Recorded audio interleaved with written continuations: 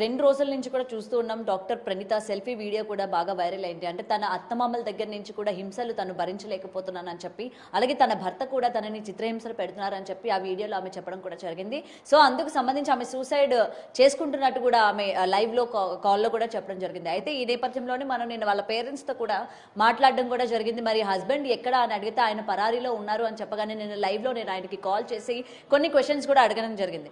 అయితే అసలు నిజంగా ఆయన పరారీలో ఉన్నాడా లేకపోతే ఎక్కడున్నాడు అని ఆయన్ని అడిగిన తర్వాత నేను పరారీలో లేను, నేను మీరు ఏ క్వశ్చన్ చేసినా సరే నేను డైరెక్ట్గా ఆన్సర్స్ ఇస్తాను అని చెప్పి ఈరోజు మనతో పాటు ఎక్స్క్లూజివ్గా ఉన్నారు సికిందర్ గారు. ఇవాళ మనతో పాటు ఉన్నారు. ఆయనతో మాట్లాడదాం అసలు ఏం జరిగింది ఏంటి మొత్తం కూడా. అసలు ప్రణీత ఎందుకు ఈ విధమైన సెల్ఫీ వీడియో తీయాలి అనుకుంది, నిజంగానే అత్తమామలు చిత్రహింసలు పెడుతున్నారా, ఈ విషయాలు భర్తకి తెలుసా తెలీదా అన్న దాని గురించి ప్రతిదీ కూడా ఆయన మాటల్లో తెలుసుకుందాం. సికిందర్ గారు, ముందుగా సెల్ఫీ వీడియో గురించి మాట్లాడదాం. ఆమె అత్తమామలు చాలా హింసలు పెడుతున్నారు, తనకే కాకుండా మీ కూతురికి కూడా.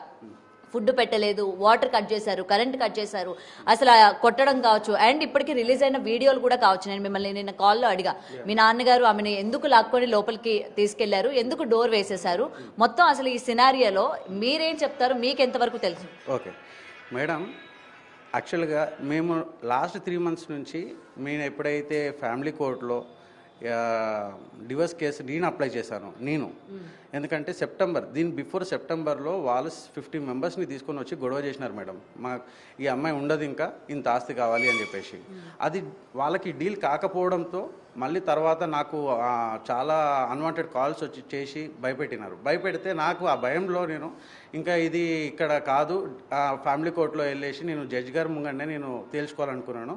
సో నేను జడ్జి గారి దగ్గరికి వెళ్ళేసి నేను నేను త్రూ లాయర్ అప్లై చేసుకున్నాను. సో అక్కడ ఏంటంటే మేడం, తర్వాత వాళ్ళకి 3 daysలో నోటీస్ అందిన తర్వాత కోర్టు నుంచి వాళ్ళు ఒక 50 మందితో మా ఇంటికి వచ్చినారు మేడం.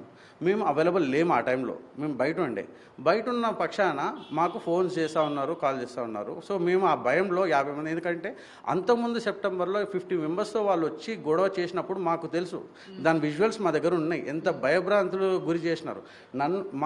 నేను మా ఫాదరు, మా మదరు, ఇంకొక 2-3 మా వాళ్ళు ఉన్నాయి, 4-5 వస్తామని చెప్పేసి 50 మందిని తీసుకొని వచ్చేసేసి మాకు ఇంత కావాలి, ఇంత ఇస్తేనే మీకు మేము విడిచిపెడతాము అని చెప్పేసి మమ్మల్ని భయభ్రాంతులు చేసి ఆ రోజు మాకు ఆ భయము ఉండి తెలిసి మేము ఇంటికి వెళ్ళలేదు. ఇంటికి వెళ్ళకపోయేసరికి వాళ్ళు ఎంబటి టెంట్ వేసేసినారు మేడం. మా ఇంటి ముందు టెంట్ వేసినారు. టెంట్ ఒకటే కాదు మేడం, అది మేము మళ్ళీ వేరే వాళ్ళ త్రూ మేము వాళ్ళతో చెప్పిస్తున్నా కానీ వాళ్ళు వినకుండా అట్లనే 2 days టెంట్ పెట్టినారు. మళ్ళీ మాట్లాడతామని చెప్పేసి పెద్దలు మాట్లాడతామని అనుకున్న టెంట్ తీసినారు. కానీ వాళ్ళు అక్కడ మా ఫాదర్ ఏం చెప్పారు, మీరు వెళ్ళిపోండి ఇక్కడ నుండి, మేము మాట్లాడతాము, సెటిల్ చేస్తాము, మీకు ఎంతైతే ఆస్తి అనుకుంటున్నారో మీరు అట్లా కాదు, మీరు అడిగినంత మేము ఇవ్వలేము, కానీ పెద్దల మధ్యలో కూర్చొని ఇంత మాట్లాడుకుందాము అని చెప్పేసి అనుకున్నారు మేడం. అనుకున్న తర్వాత వాళ్ళు అక్కడ నుంచి వెళ్ళలేరు మేడం. వెళ్ళకపోయేసరికి మేము కూడా వెళ్ళలేదు. వాళ్ళు వెళ్ళంది మేము ఎట్లా వెళ్తాం, ఎందుకంటే ఆ అమ్మాయి మెంటల్లీ కొద్దిగా డిసార్డర్ మేడం. ఆ అమ్మాయి నిన్న నేను 2 times సూసైడ్ అని చెప్పాను కదా. హాస్పిటల్లో చూపించారా, దానికి సంబంధించి డాక్టర్స్ ఏమైనా చెప్పారా? Right madam. సో నేను ఎలా డిసైడ్ అవుతున్నాను అంటే, ఆమె నా లైఫ్ పార్ట్నర్ కాబట్టి నాతో ఒక 6 to 8 months నాతో స్పెండ్ చేసింది మేడం. 6 yearsలో ఆ 6 to 8 months నేను ఎంత నరకం అనుభవించినాను, ఆమె ఈ చిన్న దానికి ఎట్లా వాయలెంట్గా రియాక్ట్ అవుతుంది అనే దానిపైన నేను మెంటలీ డిసార్డర్ అనేసి నేను అనుకున్నాను. అండ్ నేను అనుకోవడమే కాదు, వాళ్ళ సైడ్ నుంచి వాళ్ళ పెద్ద మనిషి దర్పల్లి రాజశేఖర్ సిఐ గారు కూడా సరునార్ స్టేషన్లో నన్ను పిలిచినప్పుడు మాట్లాడినప్పుడు వాళ్ళే అన్నారు, సైకాట్రిక్కి చూపిద్దామా అమ్మాయిని, మరి మీకు ఓకేనా అని చెప్పేసి వాళ్ళే అన్నారు. కావాలంటే మీరు దర్పల్లి రాజశేఖర్ని అడగండి, సిఐ సరునగర్ సైదిరెడ్డి గారిని కూడా అడగండి, వాళ్ళ ముందే అన్నారు, వాళ్ళే అన్నారు, నేను అనలేదు. ఓకే, అయితే ఆమె నిన్న 2 times అని చెప్పాను మేడం నేను కాల్లో, కానీ 2 times కాదు మేడం, పెళ్ళికి బిఫోర్ కూడా 1 time చేసుకున్నారు. అది చెప్తే, ఎందుకంటే నేను చెప్పాను కదా ఇంత సిల్లీ రీజన్స్కి ఆమె పెళ్లి కాక ముందు సూసైడ్ అటెంప్ట్ చేసుకుంటారు, పెళ్ళైన కొత్తలోనా? లేదు, పెళ్లి కాక ముందుకు కూడా. ఎందుకు మీరు పెళ్లి చేసుకోవాలనా? కాదు, అది నేను అందుకే చెప్తున్నాను. ఆ అమ్మాయి నువ్వు అని కాదు, ఆ అమ్మాయికి మెంటల్ ఇష్యూ ఉంటుంది. ఆ అమ్మాయి ఒక చిన్న థింగ్ ఆమె తరఫున ఆమె లాగా పోలేదు అని అంటే ఎలాంటి వాలెంట్ రియాక్షన్ అయినా చేయగలుగుతుంది ఆమె. ఎలా అంటే, ఒకసారి వాళ్ళు ఈ డూప్లెక్స్ ఇల్లు కట్టుకుంటారు మేడం సరూనగర్లో. అయితే ఎవ్రీడే వాళ్ళతో మాట్లాడుతున్న పక్షాన ఒకరోజు అనుకోకుండా అర్లీ మార్నింగ్ వాళ్ళు గృహప్రవేశం చేసుకున్నారు. గృహప్రవేశం చేసుకుంటే నాకు చెప్పకుండా చేసుకున్నారా మీరు, నన్ను తీసేసినారు, నన్ను తీసి పక్కన పెట్టేసినారు అని చెప్పేసి అసలు అంత చిన్నదానికి నేను అన్నా, నాకు మాట్లాడింది ఫోను. నేను అన్నా అరే ఏముంది సడన్గా అనుకున్నారేమో. అప్పుడు లవ్లో ఉన్నాం మేడం, లవ్లో ఉన్నాము. నేను చికాగో స్టేట్లో ఉంటుండే, ఆ అమ్మాయి వచ్చేసి టెక్సస్ ఎల్పాసోలో ఒక యూనివర్సిటీలో ఫ్రీ రీసెర్చ్ అసిస్టెంట్గా పనిచేసేది. ఎందుకంటే యుఎస్ఎంఎల్ఈ ఎగ్జామ్స్ రాయాలి అని అంటే, యూఎస్లో ఉండాలి అని అంటే ఏదైనా ఫ్రీ రీసెర్చ్ అసిస్టెంట్గా కానీ లేకపోతే ఇంకా ఇంటర్న్షిప్స్ కానీ ఇలా చేస్తారు మేడం. ఇది నార్మల్గా ఎంబీబీఎస్ స్టూడెంట్స్ యూఎస్లో. సో అలా ఆమె ఫ్రీ రీసెర్చ్ అసిస్టెంట్, ఆమెకి మనీ ఇవ్వరు, ఆమె ఉండడానికి కానీ ఇంకోటి కానీ ఫైనాన్షియల్గా నేను హెల్ప్ చేసేది మేడం, వాళ్ళ పేరెంట్స్ హెల్ప్ చేసేది. నేను వాళ్ళ పేరెంట్స్ హెల్ప్ చేయలేని నేను అనట్లేను, నేను హెల్ప్ చేసేది, వాళ్ళ పేరెంట్స్ హెల్ప్ చేసేది. మ్యారేజ్ అయిన తర్వాత మొత్తం నేనే హెల్ప్ చేసిన మేడం వాళ్ళకి, ఎందుకంటే ఆమెకు money Rao. It's a free research assistant, క్లియర్గా చెప్తున్నాను. మ్యారేజ్కి బిఫోర్ చెప్తున్నా మేడం నేను, మ్యారేజ్కి బిఫోర్ వాళ్ళ పేరెంట్స్, ఆయన ఎస్ఐ ఇక్కడ, సో వాళ్ళు పంపించకపోతుండే కొన్నిసార్లు. ఈ అమ్మాయి కొన్ని అప్పు చేసి అట్లా కూడా చేస్తుండే, సో కొన్ని నేను పే చేసిన నేను. అయితే అక్కడ ఏమైందంటే మేడం, ఆ చిన్నదానికి ఇప్పుడు నాకు మీకు ఏమనిపిస్తుందంటే అరే ఈ అబ్బాయి చెప్పేది ఏంద్రా, ఇంత చిన్నదానికి గృహప్రవేశానికి చెప్పలేదంటే ఈమె ఇంత వాయిలెంట్గా టాబ్లెట్లు వేసేసుకుంది ఒకటి. నేను చికాగో నుంచి ఆమె ప్లేస్కి టెక్సస్కి వచ్చి ఎంబటే, ఎందుకంటే నేను ఫేస్బుక్లో వాళ్ళ ఫ్రెండ్స్ని సెర్చ్ చేసి అరే వెళ్ళి చూడండి ఏమైంది, ఫోన్ లేపట్లేదు, ఎందుకంటే నాకు తెలుసు కదా వీళ్ళు ఇట్లా చేసినారు, అప్పటి నుంచి ఆమె చాలా ఏడుస్తూ ఉండే అని చెప్పేసి. సో అలా అయింది మేడం. అప్పుడు అక్కడ ఆ సిచ్యువేషన్ నుంచి నేను ఆమెని మళ్ళీ తీసుకుని వెళ్ళడం నా ప్లేస్కి, ఆమెను ఒక 1 వీక్ నాతో ఉంచుకొని కొద్దిగా మంచిగా చేసుకోవడము, తర్వాత మళ్ళీ బ్యాక్ పంపించడం నార్మల్ అయింది అప్పుడు. సో ఇది ఇప్పుడు ఈ టైం కాదు, ఆమె ఎనీ టైం ఇలా చేసుకో. అందుకే మేము ఆ భయానికి మేము మొన్న ఆమె ఇంటికి వచ్చి ధర్నా చేసేసి ఏదో ధర్నా చేసినారు మేడం వాళ్ళు, మేము రావట్లే అని. 6 years అయింది మేడం, నాతో 6 to 8 months ఉంది. నేను ఒక అబ్బాయిగా నేను ఇంత పేషెన్స్ నేను చూపించినాను, వాళ్ళకి ఒక 1 day 2 days పేషెన్స్ లేదా మేడం? ఎంబటే మీరిద్దరూ లవ్ చేసుకున్నారండి, లవ్ చేసుకున్నారు, ఇరు పేరెంట్స్ ని కూడా ఒప్పించే పెళ్లి చేసుకున్నారు, ఇరు కుటుంబాలని. అందరికీ ఇష్టమేనా? అందరికీ ఇష్టంగానే పెళ్లి చేసుకున్నాం మేడం, అందరికీ ఇష్టంగానే పెళ్లి చేసుకున్నాము. అండ్ వాళ్ళు చెప్పే విధంగా ఇంత ఇచ్చినాము అంత ఇచ్చినాము అనేది వాళ్ళు ఇవ్వలేదు మేడం. వాళ్ళు 25 lakhs ఇచ్చారని వాళ్ళ మదర్ చెప్తున్నారు కదండి, 2 సార్లు ఇచ్చామని చెప్పి. ఓకే 25 lakhs అని చెప్పారు. ఇంకొకటి నేను ఇండియాకి వచ్చిన తర్వాత 80 lakhs అని చెప్పేసి కూడా ఇంకొక మాట కూడా చెప్పినారు. ఇంకోటి ఒక 30 lakhs పెట్టేసి పెళ్లి కూడా చేసినామన్నారు. 1 kg గోల్డ్ అని చెప్పినారు, 5 kgs వెండి అని చెప్పినారు, ఆడపడుచులకు సపరేట్గా ఇచ్చినామన్నారు. ఇవన్నీ ఎలా ఇచ్చినాడు ఒక ఎస్ఐ, నార్మల్ ఎస్ఐ, అప్పట్లో కానిస్టేబుల్ సింగిల్ ఇన్కమ్తో ఎలా ఇచ్చినాడు, మాకు ఇచ్చినాడు అంటున్నాడు కదా, ఎలా ఇచ్చినాడు, అతను ఎప్పుడు సంపాదించినాడు, అండ్ ఇప్పుడు ఉన్న డూప్లెక్స్ ఇల్లు ఎట్లా కట్టినాడు, ఆ పక్కన ఉన్న 100 square yards ప్లాట్ ఎట్లా కొన్నాడు, అదే కాలనీలో ఇంకో వెనకాల 3 floors ఇల్లు ఆయన ఎట్లా కట్టినాడు, ఒక ఎస్ఐగా అప్పట్లో కానిస్టేబుల్గా ఎలా చేసినాడు, నా క్వశ్చన్ మేడం. ప్రూఫ్ ఏది ఉంది? నాకైతే ఇవ్వలే గోల్డ్ కానీ డౌరీ ఏమి ఇవ్వలేదా మీకు? నాకు డౌరీ ఇవ్వలేదు మేడం, లవ్ మ్యారేజ్ మేడం, నార్మల్గా రూపాయి కూడా ఇవ్వలేదా అండి? ఇవ్వలేదండి, ఇవ్వలేదు మాకు. మరి ఇవ్వకుండా అంత ఖచ్చితంగా మదర్ చెప్తున్నారు కదా, మేము ఇంత ఇచ్చామని చెప్పి చెప్తున్నారు కదా, మరి ఇవ్వకుండా అమ్మాయి వాళ్ళ మదర్ అదే అడుగుతున్నా మేడం, ఇచ్చిరని చెప్తున్నారు కదా, వాళ్ళని అడగండి. పెద్ద మనుషులు కూడా ఉంటారు కదా, నేను ఇక్కడ ఓపెన్గా చెప్తున్నా, పెద్ద మనుషులు కూడా ఉంటారు కదా, పెళ్ళి అంటే ఏదో మేము నలుగురం పోయేసి అయితే చేసుకోలే కదా, పెద్ద మనుషులు ఉంటారు కదా, పెళ్లిలో వచ్చిన వాళ్ళని ఆ పెద్ద మనుషులని ఈ పెద్ద మనుషులని అడగండి. వాళ్ళు నిజంగా ఇచ్చినారా, 100 కిలోలు ఇచ్చిన 1 kg ఇచ్చినారా లేదా, ఏడికని ఇచ్చినాడు. నాకు 80 lakhs అసలు ఏడికని ఇచ్చినాడు, అసలు ఎట్లా పాసిబుల్ అయింది నాకు 80 lakhs ఇవ్వడానికి? ఆయన ఇన్కమే అంత ఉండదు, 80 lakhs ఎప్పుడు సేవ్ చేసినాడు, ఆ ఇల్లు ఎట్లా కట్టినాడు, ఇంకో ఇల్లు ఎట్లా కట్టినాడు, పక్కన ప్లాట్ ఎట్లా కొన్నాడు, ఇవన్నీ ఆయన సెల్ఫ్ అక్వైర్డ్ కదా. సెల్ఫ్ అక్వైర్డ్ ఇవన్నీ ఉన్నాయని చెప్పి, అంటే ఇప్పుడు మీరు చెప్తున్నారు కదా డూప్లెక్స్ అని, ఇవన్నీ ఉన్నాయని చెప్పారు కదా, సో ఇంకా అదనంగా డబ్బులు కావాలి అని చెప్పి మీరు కానీ మీ అమ్మ నాన్న గారి ఆ పిల్లని హింసించడం కానీ చేశారా? ఇంకా మాకు డబ్బులు కావాలి అని చెప్పి. ఓకే, అయితే మేము 2020లో నేను యూఎస్ నుంచి, పాప జూలైలో పుట్టింది మేడం, జూలైలో పుట్టింది పాప, నేను ఆగస్టులో వచ్చినాను మేడం. మా పేరెంట్స్ కానీ నా వెల్ విషర్స్ కానీ ఏం చెప్పారంటే, అరే మా సికిందర్ నువ్వు అది పాప పుట్టింది కదా, ఇప్పటికైనా అమ్మాయి మారుతుంది, అమెరికాలో ఏమైందో మాకు తెలియదు, మేము లేము, ఇక్కడ మేము ఉన్నాము, నువ్వు రా, ప్రాబ్లం లేదు, ఏది అక్కడ జాబ్ ఇచ్చిపెట్టాయి, ఇక్కడ వచ్చి బిజినెస్ అయినా ఏదైనా చేసుకో, జాబ్ అయినా చేసుకో, నీకు ఏది అనుకూలంగా ఉంటే అది చేసుకో, కానీ ఫ్యామిలీతో ఉండురా, అట్లా బాగుంటుంది, ఇట్లా నువ్వు ఫ్యామిలీతో లేకుండా ఉంటే బాగుండదు, మాకు కూడా మంచి అనిపించట్లేదు, పాప పుట్టింది, ఇప్పుడు మారుతుంది, 100% మారుతుంది, మేము అందరం ఉన్నాము రా అంటే, నేను అన్ని ఇచ్చి పెట్టుకొని, నా వీసా 3 years ఉండే మేడం అప్పటికి కూడా, ఎందుకంటే అప్పుడే ఎక్స్టెన్షన్ అయింది నాకు. ఎక్స్టెన్షన్ అయినాక 3 years నా H1B వీసా చూపిస్తాను మీకు, ప్రతిదీ డాక్యుమెంట్ నేను విత్ ప్రూఫ్ చెప్తున్నాను, విత్ ప్రూఫ్స్ చూపిస్తాను, అన్నీ చూపిస్తాను, మీరు కావాలంటే క్రాస్ వెరిఫై చేసుకొని వెరిఫై చేసుకోండి. అయితే నాకు వీసా ఉండగానే నేను ఇండియాకి వచ్చిన మేడం. ఇండియాకి వచ్చిన తర్వాత మేము వాళ్ళ ఇంటికి వెళ్ళినాము, నేను మా మదర్. ఎందుకంటే మేము ఎంతసేపు మిడిల్ క్లాస్ ఫ్యామిలీ, రెస్పెక్ట్, పక్కన వాళ్ళు ఏమనుకుంటారో అనే ఫ్యామిలీ మేడం మాది. మేము అసలు ఎవరితోనూ కూడా ఎక్కడ పోము. అయితే నేను మా మదరే వెళ్ళినాం, మా ఫ్యామిలీలో కూడా ఎవరికి చెప్పలేదు. వెళ్ళిన తర్వాత మేడం ఆ అమ్మాయి ఏమంటుంది తెలుసా మేడం, నేను అబ్బాయితో ఉండను, నాకు ఇష్టం లేదు, ఏమైనా ఫార్మాలిటీస్ ఉంటే చూసుకోండి. అప్పుడు తను నేను వద్దు అనేసి అదే రోజు అన్నది. మాకేంటంటే పక్కన ఏమనుకుంటారో, పెళ్ళయి ఇప్పుడే అయింది, పాప పుట్టింది, పాప అన్యాయం అయిపోద్దేమో అని చెప్పేసి మా మదర్ అట్లా కాదమ్మా అని చెప్పేసి మా మదరు వాళ్ళ పేరెంట్స్ నేను కూడా ఉండి అట్లా కాదు, ఏం కాదు అని సర్ది చెప్పుకుంటే ఓకే అన్నది. అప్పుడు కూడా ఇంకో ఆడియో ఉంది, 2 years నాకు టైం కావాలన్నది చెప్పడానికి. అది కూడా ఆడియో అనిపిస్తాను మీకు. 2 years టైం కావాలన్నది, 2 సంవత్సరాలు కావాలన్నది కదా మేడం. నేను అయినా పేషెన్స్గా వెయిట్ చేసినా కదా మేడం. వాళ్ళు ఒక్క రోజు వెయిట్ చేయలేకపోయారా మా కోసము? మేము ఇంట్లో లేము, ఒక్క రోజు వెయిట్ చేయకుండా మా పరువు గంగలో కలిపేసినారు టెంట్ వేసేసి. 6 yearsలో 6 to 8 months నాతో ఉన్నా కానీ నేనైనా వెయిట్ చేసినాను. బయట ఎవరికి చెప్పుకోలే, నా ఫ్రెండ్స్కి ఇప్పటివరకు తెలియదు, అప్పటివరకు కూడా నాతోనే ఉంటుంది అనుకున్నారు. నన్ను ఎంతమంది అడిగేవాళ్ళు, మీ పాప ఏ స్కూల్, ఏ క్లాస్ అని. అంటే నేను ఏం చెప్పుకోవాలి? ఏదో చెప్పుకునేవాడిని నాతో లేకున్నా కానీ. అర్థం చేసుకోవాలి కదా. 1 dayలో ఇప్పుడు టెంట్ వేసేసి ఇంక అయిపోయిన తర్వాత ఏమని పోతా, ఆమెతో ఏమని ఉంటా నేను? 50 members సెప్టెంబర్ 22, 2024లో వాళ్ళు 50 members వచ్చినారు కదా మేడం. మీకు గొడవలన్నీ కూడా ఇండియా వచ్చిన దగ్గర నుంచి స్టార్ట్ అయ్యాయా? అంటే మీ పెళ్ళి ఎన్ని సంవత్సరాల నుంచి స్టార్ట్ అయ్యాయి? 2018 డిసెంబర్లో నా పెళ్ళయింది మేడం. నేను ఎంబటే వితిన్ 10 daysలో, మ్యారేజ్ అయిన 10 daysలో నేను యూఎస్కి వెళ్ళిపోయినాను. నేను యూఎస్లో జాబ్ చేస్తాను. ఈ అమ్మాయి కూడా రీసెర్చ్ అసిస్టెంట్గా వర్క్ చేస్తుంది. ఇద్దరం వచ్చేసింది. మళ్ళీ మళ్ళీ అక్కడికి వెళ్ళిన తర్వాత ఆమె వర్క్ ఆమె చేసుకుంది, నా వర్క్ నేను ఉన్నాను. ఇద్దరము సపరేట్గా ఉండేవాళ్ళము.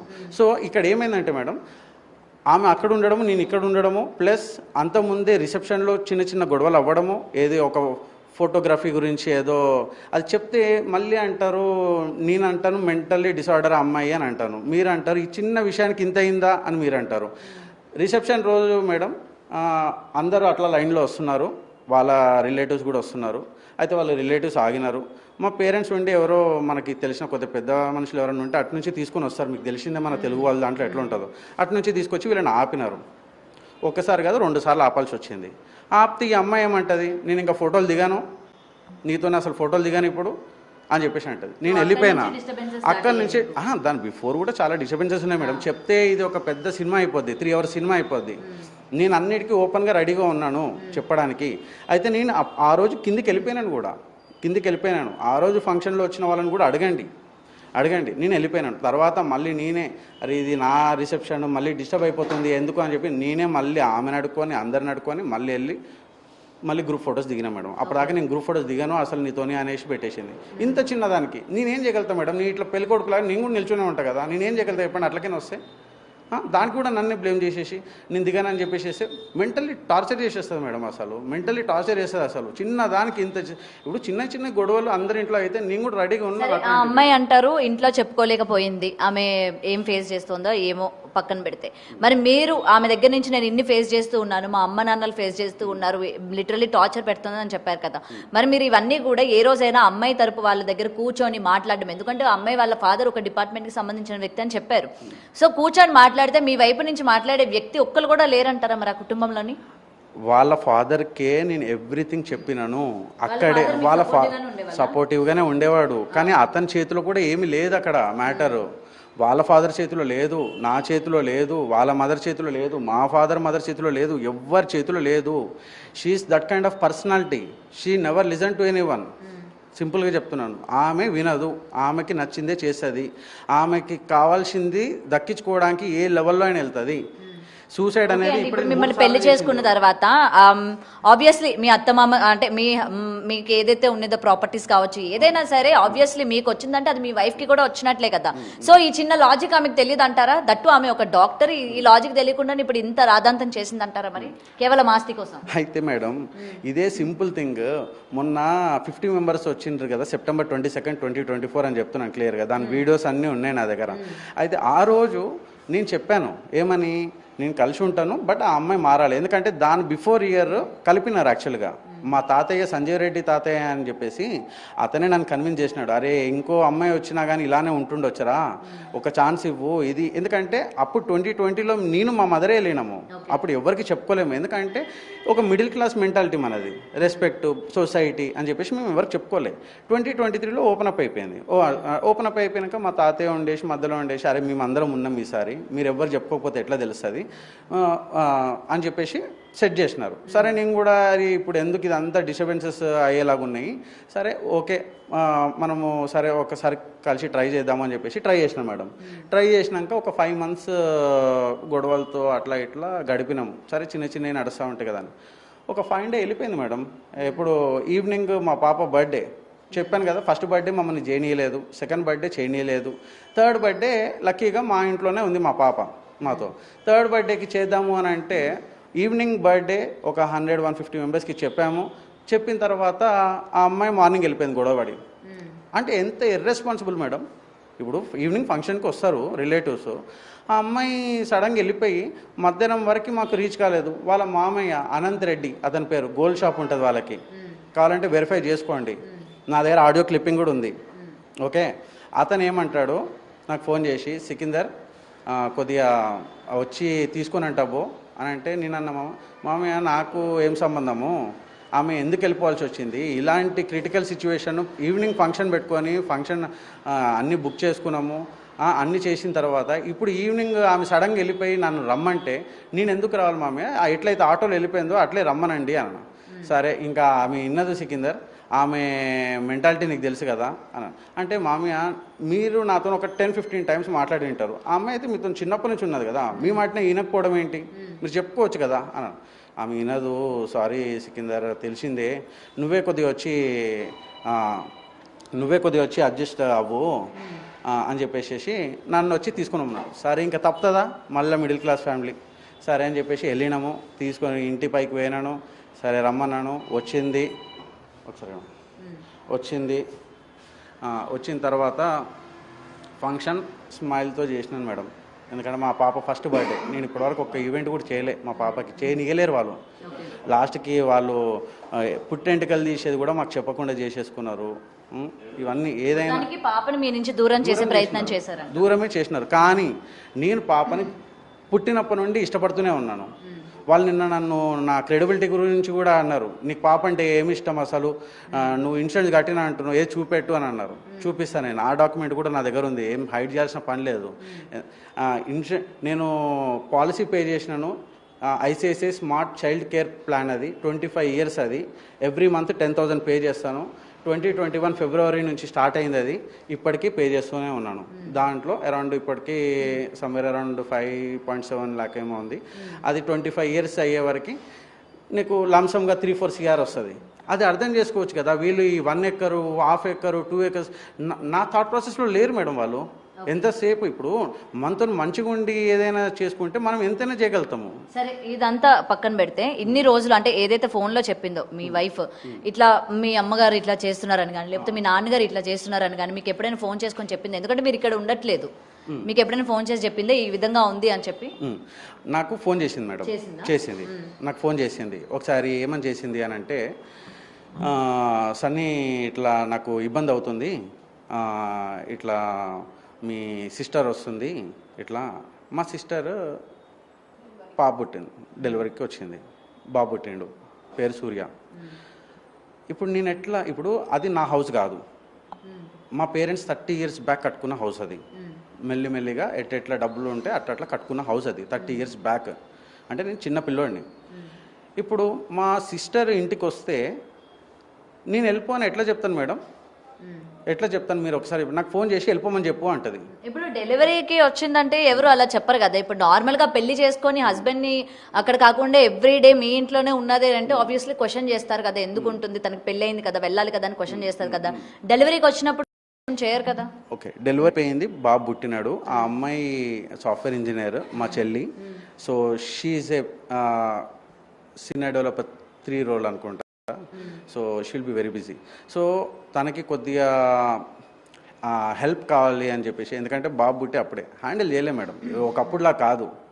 ఇప్పుడున్న జనరేషన్లో హ్యాండిల్ చేయడం, బేబీస్ని కానీ హ్యాండిల్ చేయడం కొద్దిగా కష్టం, మదర్స్ లేకపోతే. సో అలా ఒక 3 months ఉన్నారు. వీళ్ళకి అంత ఓపిక లేకుండా అంత జెలస్ ఎందుకు మేడం, ఎంబట్టే వెళ్ళిపోవాలి అనేది జెలస్ ఎందుకు? నాకు ఫోన్ చేసేసి వెళ్ళిపోమని చెప్పు అని అన్నది. నేను చెప్పలేను. 3 months అయింది మేడం అప్పటికి. డెలివరీ అయి 3 months అయింది. అయితే నన్ను వెళ్ళిపోమని అన్నది. నేను చెప్పలేను, ఆ హౌస్ నాది కూడా కాదు, మా పేరెంట్స్ది హౌస్ అది. నేను కూడా మా చెల్లె ఎట్లా వచ్చి ఉన్నదో నేను అలానే ఉంటున్నాను. రేపటి నాడు నా బిజినెస్ వర్కౌట్ అయితే నేను కూడా ఇంకా వేరే ఇల్లు కొనుక్కుంటాను, నేను కూడా మూవ్ ఆన్ అయిపోదాం మనము, అప్పటిదాకా వెయిట్ చేయకపోతే పేషెన్స్ ఉంచు అని అన్న. లేదు అని ఎంబట్టే మా చెల్లి వాళ్ళ అత్తమామ ఉన్నారు కదా, వాళ్ళకి ఫోన్ కొట్టేసింది ఎంబటే. మీరు ఎట్లా తీసుకుపోరు, ఎందుకు తీసుకుపోతలేరు? అంత పేషెన్స్ లేకుండా అట్లా మాట్లాడితే మా చెల్లి వాళ్ళ ఫ్యామిలీలో ఎలా డిస్టర్బెన్సెస్ అవుతాయి అండ్ మా ఇంట్లో ఎట్లా డిస్టర్బెన్సెస్ అవుతాయి? అది ప్యాచప్ అయ్యే స్కోప్ ఉంటుందా? అసలు డిస్టర్బెన్స్ క్రియేట్ చేస్తుందే మనం కదా, కొద్దిగా ఓపిక పట్టొచ్చు కదా. ఏమైనా సంవత్సరాలు అయిపోయిందా? నువ్వు వచ్చే 3 నెలలు అయింది. అసలు మా చెల్లి ఆమెతో మాట్లాడుకోరు సింపుల్ గా. మీరు ఇక్కడ ఉండరు కదండి, మీరు ఇక్కడ ఉండరు కాబట్టి ఇంట్లో ఏం జరుగుతుంది ఏంటి అన్నది మీకు తెలియదు కదా, ఎందుకంటే ఫేస్ చేసేది మీ వైఫ్ కాబట్టి. ఇలాంటి పరిస్థితులు మీకు చెప్పినా అర్థం కాదు, మీరు ఉండట్లేదు కాబట్టి నోటి మాట ద్వారా అట్లా ఏముండదు, తీసుకో అత్తనే కదా లేకపోతే ఆడపడుచునే కదా అని చెప్తారు. కానీ సిచ్యువేషన్ లో ఉన్న వ్యక్తి ఫేస్ చేయలేకపోయి ఉండొచ్చు కదా, అలాంటి పరిస్థితులు ఏర్పడి ఉండొచ్చు కదా. లేదు మేడం, మా sister she's very quiet. Okay, she's very quiet and she's so hard working.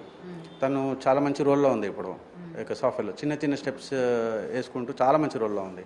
She inspiration to me, to be Frank.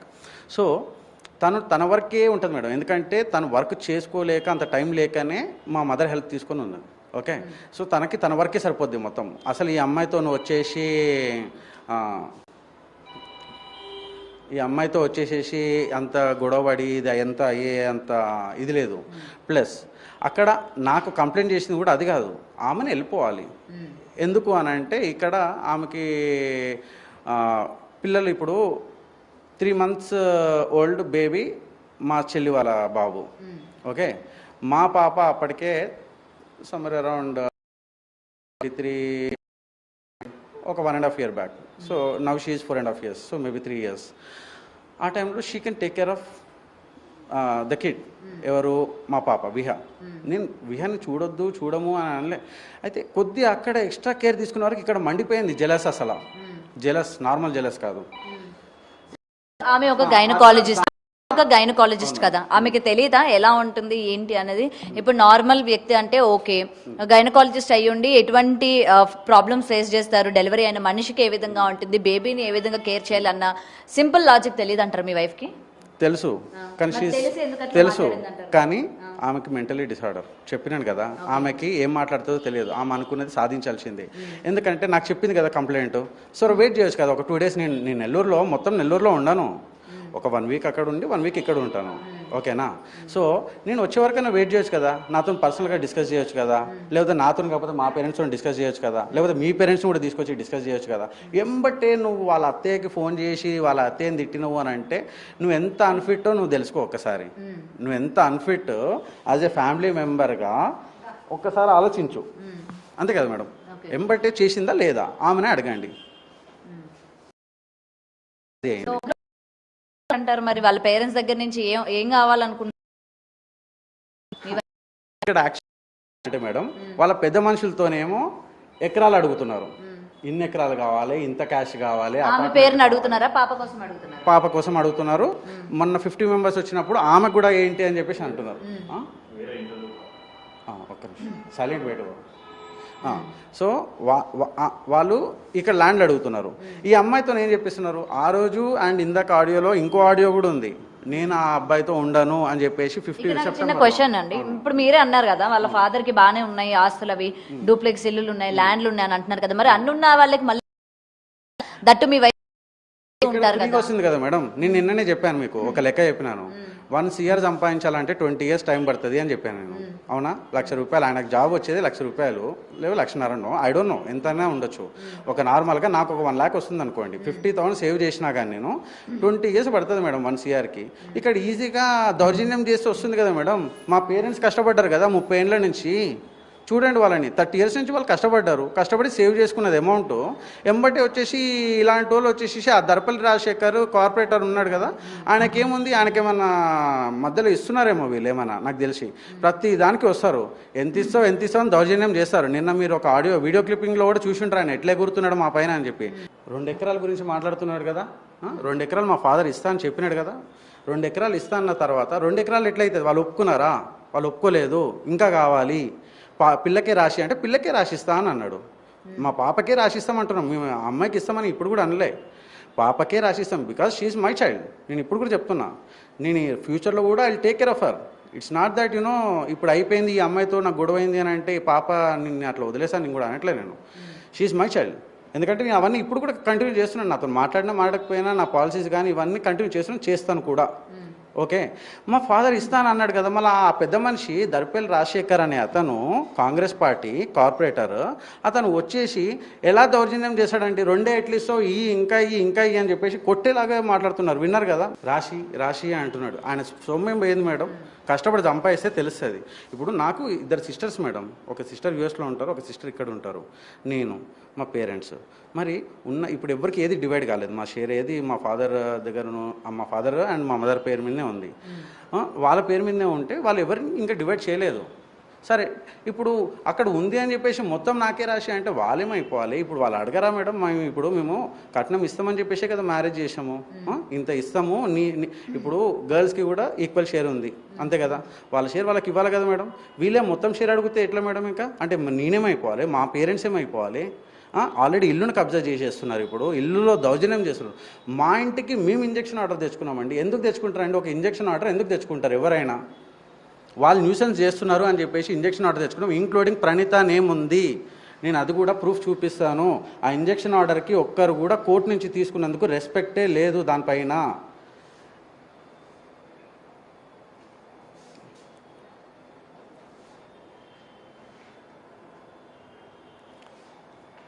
చూడండి సార్, ఇది ఇంజక్షన్ ఆర్డర్, యాడ్ ఇంటరిమ్, ఆ అమ్మాయి పేరు కూడా ఉంది క్లియర్గా. వాళ్ళ ఫాదర్ నేమ్ ప్రవీణ్ రెడ్డి, వాళ్ళ అన్నయ్య జగన్, అతనే అడ్వకేట్. నిన్న మాట్లాడుతూ ఉన్నాడు వీడియోలో అన్ని అబద్ధాలు మాట్లాడుతూ.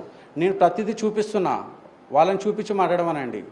వాళ్ళు ఎంతసేపు మా మదర్ని ఒక ఇది చేసేసి మా మదర్ కొద్దిగా ఓవర్గా కొన్నిసార్లు మాట్లాడింది. నేను అనట్లేదు, మాట్లాడలేదు అనలేదు, తిట్టలేదు అనలేదు. ఎందుకంటే అదొక లోపల ఒక అది ఉంటుంది మేడం వాళ్ళకి. ఎందుకంటే కష్టపడి 30 ఏళ్ళు కష్టపడి ఉన్న ఇంట్లో వాళ్ళు ఎవరో వచ్చి దౌర్జన్యంగా మన పైన చేసి మేము 2 months లేము మేడం, 2 months లేము. ఇంజక్షన్ ఆర్డర్ తెచ్చుకొని వచ్చినాం, అయినా సరే మమ్మల్ని మా ఇంట్లో ఉండనియట్లేరు. ఇక్కడ చూడండి మేడం, ఇక్కడ క్లియర్గా రాసి ఉంది చూడండి. Grant expertise, add interim injection, restraining the respondents, defendants, their men, assignees, agents and persons from making any nuisance in front of the suit scheduled property till disposal of the suit. క్లియర్గా ఉంది కదా madam మాకు injection order. Nuisance చేయొద్దు, మా ఇంటికి ముందుకు రావద్దు, ఎవరు గుండాలు రావద్దు, వాళ్ళ మెన్ రావద్దు, వాళ్ళ పేర్లు కూడా చూసినారు కదా, ఇంక్లూడింగ్ వాళ్ళ అడ్రసెస్ కూడా. ఇది చూడండి మేడం, కోర్టు నుంచి వచ్చింది. ఇది వచ్చినాక కూడా నిన్న మా పేరెంట్స్ని చితక బాదినారు మేడం. మొన్న ఆ అమ్మాయి సూసైడ్ చేసుకుందని సైడ్ ట్రాక్ చేసి మా పేరెంట్స్ని చంపి ఆస్తి కాజేయాలని చెప్పేసి వాళ్ళ ప్లాన్. ఇంత దారుణమా మేడం? పైసల కోసము నేను లేను మేడం, నేను ఉండట్లేను. లాస్ట్ 6 months నుంచి నేను ఇక్కడ మా పేరెంట్స్తో ఉండట్లేను. మా పేరెంట్సే నువ్వు రాకరా బాబు, నువ్వు వస్తేనే ఎక్కువ గొడవలు అవుతున్నాయి, నువ్వు వస్తే ఆ అమ్మాయి వస్తుంది, ఆ అమ్మాయి వచ్చేసి ఈడ మమ్మల్ని ఇది చేస్తూ ఉన్నారు. ఆ అమ్మాయి వేధింపుల కేసును మా పైన పెడుతుంది. మేము మా పైన మా దగ్గరికి రాకమ్మా ప్లీజ్, మీ ఆయన కూడా లేడు, అక్కడ మీ ఆయన ఎక్కడున్నాడో అక్కడికి వెళ్ళు, లేదంటే కోర్టులో ఆల్రెడీ కేసు పెట్టినాడు కదా అక్కడ ఫైట్ చేయమ్మా, మా దగ్గరికి వచ్చి ముసలోళ్ళ పైన ఎందుకమ్మా నీ ప్రతాపము? మీ daddy SI Darpalli Rajasekhar corporator, Darpalli Rajasekhar కింద ఉండే మా బామడిది ప్రవీణ్ రెడ్డి 60, వాడు గుండా, డాక్టర్ అనేది తెలుసు. డాక్టర్ ఫస్ట్ కూడా చదువుకోవడానికి గుల్బర్గాలో పేమెంట్ సీటు, సోలాపూర్లో పేమెంట్ సీటు, అమెరికా ఆమెకి రాలేదు. ఆమెకి నేను ఫీజు కట్టకుండా పంపించేసినామని చెప్పేసి వీడియోలో చెప్తున్నారు. ఆమె నా ప్లేస్కి మూవ్ అయిన తర్వాత వాళ్ళ వీసా డిపార్ట్మెంట్కి చెప్పకుండా నా దగ్గరికి మూవ్ అయింది కాబట్టి వాళ్ళ వీసా డిపార్ట్మెంట్ వాళ్ళు పంపించేసినారు. నెక్స్ట్ డే వెళ్ళిపోవాలి అని చెప్తే వెళ్ళిపోయింది ఆమె. నేను ఫీజు కట్టక కాదు, ఆమె ఫ్రీ రీసెర్చ్ అసిస్టెంట్గా పనిచేసేది. She doesn't earn any money, she use to stay on me. Stay on me. ఆమె సడన్గా వెళ్ళిపోయింది. ఆమె వెళ్ళిపోయిన తర్వాత ఇండియాకి వచ్చినాక ప్రెగ్నెన్సీ కన్ఫర్మ్ చేస్తే 1 ఇయర్ తర్వాత నేను వచ్చినాను. అప్పుడు ఆ 1 ఇయర్ కూడా మేము మాట్లాడుకోలేదు. మా మధ్యలో గొడవలు ఉండే, ఎప్పుడు గొడవలు ఉండే.